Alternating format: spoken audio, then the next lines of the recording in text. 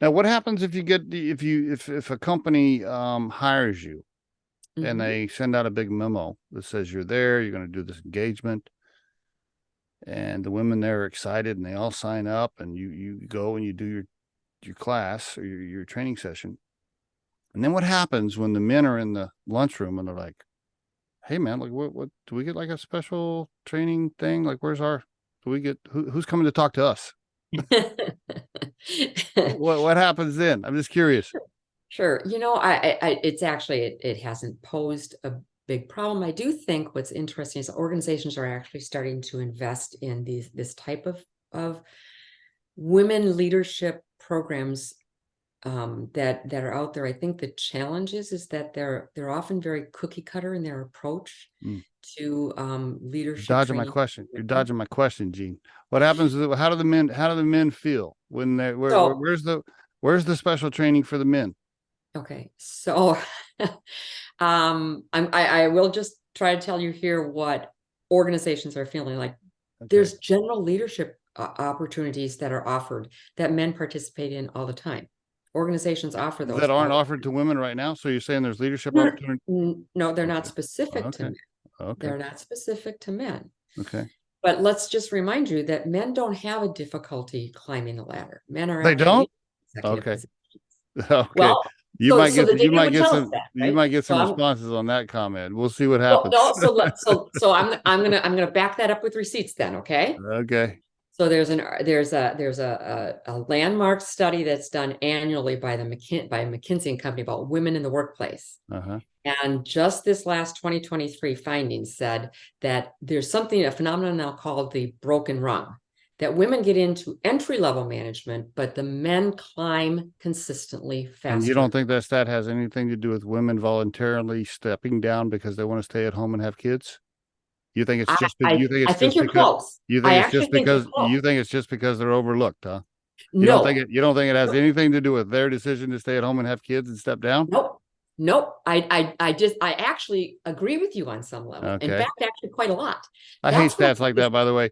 As a male, every time I hear a stat like that, I'm like, you're not taking into consideration that a lot of those women choose to not increase their careers because they want to have a baby and stay at home with them, which is, by the way, I think perfectly fine. But they, absolutely is. Okay, so let me clarify then. yeah, Okay. These are real stats. These are not fake stats, right? These are yeah, real but the stats stats. don't. But the stats don't include how many women chose not to move up. I agree. I agree. And actually, that's so interesting you should say that, because that is literally the thing that I share with my audiences about this stat. Okay. So this broken rung syndrome that is being called out to say, well, they start to climb the ladder and then there's a broken rung and they don't go any further. What my problem has been, and it's been my experience, Steve, it's been my experience. I have coached women who have families, and I actually did an informal poll on a Facebook group that I had about 250 women. And I Mm-hmm. said, why are you not getting ahead at work? The number one choice and I gave them several choices about why they think they're not getting ahead. 85% of them said, if I take a promotion, I will take more time away from my family. What's wrong with that thought process? What's wrong with And them saying, I want to spend more time with my family?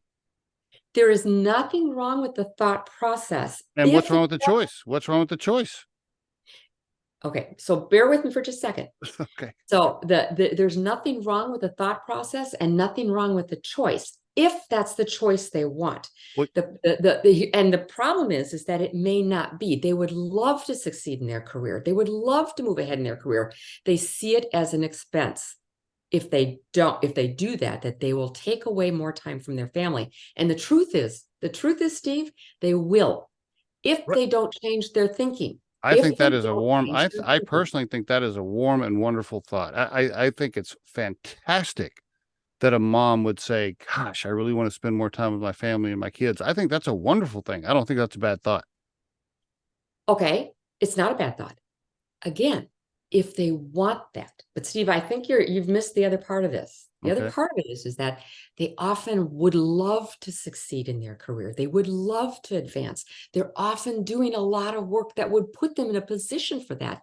They voluntarily choose out of fear, not reality, Steve, fear that they will be taking more time away from their family. And you don't think men make decisions based out of fear that they won't provide for their families? You don't think there's a fear base for men there? Of course they do. Absolutely. Which is why they keep working so hard and trying to stay at the job, because they're worried. Their fear is they're not going to be a provider. No doubt that is. Okay. Absolutely there is. Okay. I hope you see the difference. The difference isn't really about whether or not a woman has a right to choose that. I mean, wouldn't it be nice if a man had a right to choose that? Well, what I see, moving this to 50,000 feet, what I really see is, and I probably should have you back on the show so we can go deeper on this. What I do see a lot these days is a heavy focus on the gender equality for women, with a lot of things that you're talking about. And I don't see that for men, because I think there's a lot of people saying things like, well, men already have this, or men already get that, and they don't have the same fears or the same hurdles or the same troubles. And I'm thinking to myself, yeah, they do. Yeah, yeah, they do too. Like the men need help as well in many things.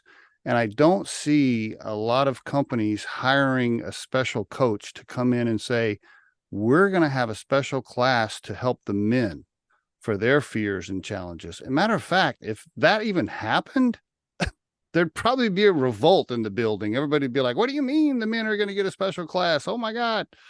And I don't see a lot of that. I don't see a lot of balanced focus to help men with their issues. I see a heavy focus to help the mom and the women. And I think that's great. I think that's awesome.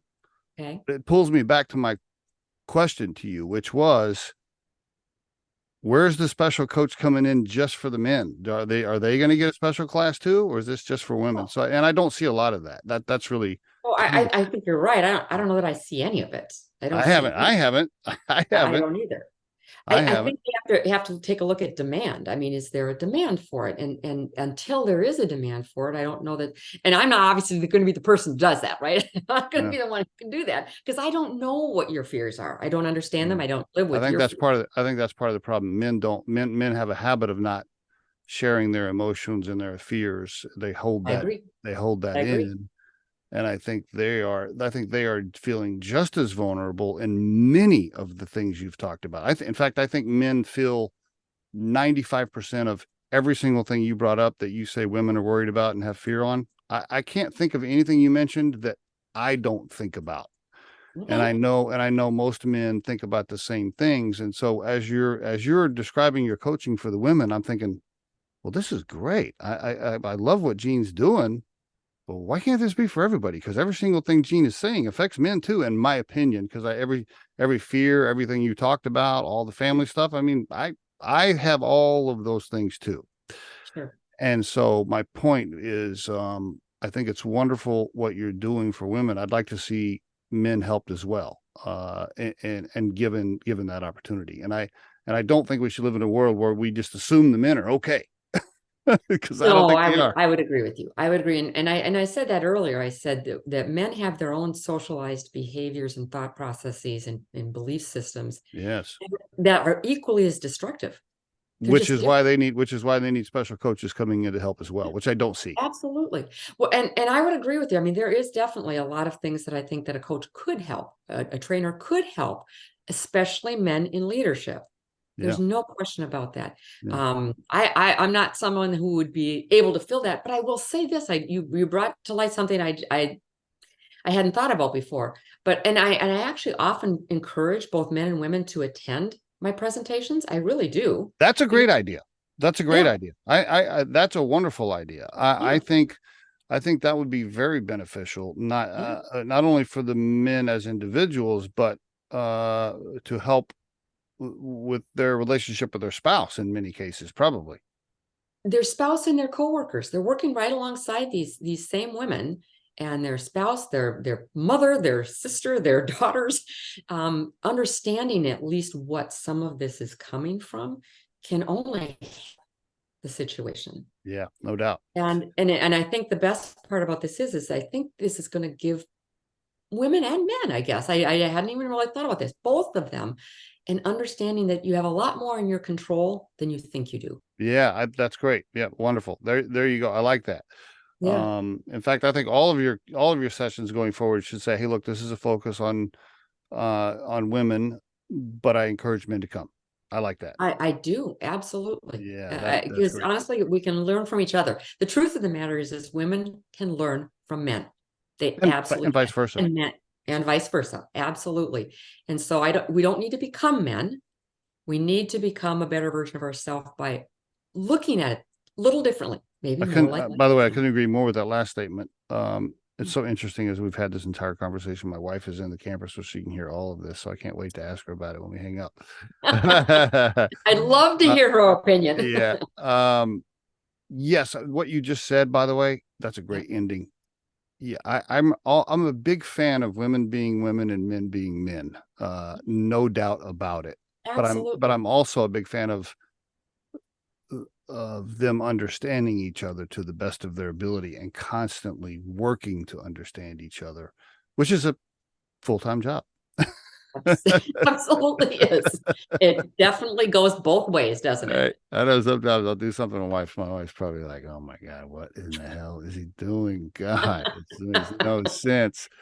But then she'll do stuff too, where and I'll be like, "Oh, okay." And but anyway, I'm just joking around. But okay, let's see. We're out of time, but I just want to make sure everybody knows it's Jeanne Yohn Coaching.com. Jeanne Yohn, YOHN, JeanneYohnCoaching.com.